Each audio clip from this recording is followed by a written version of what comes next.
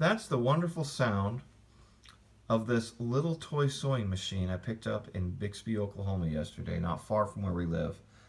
It's a Necchi Supernova. I've worked on the big pink Necchi Supernovas before, but I've never seen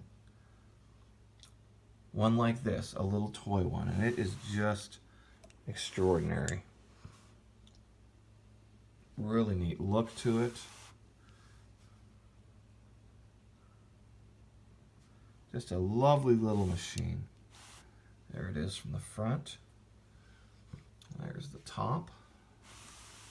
Continuing to turn it around. That's what it looks like underneath here. Got it all serviced and cleaned up. I haven't sewn with it yet, but I didn't get it for sewing.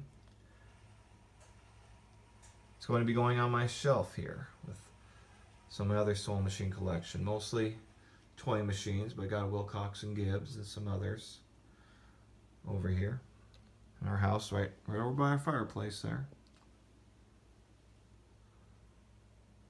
But this Necchi is just the cutest thing. Have any of you come across one of these before? Have a great day, everyone.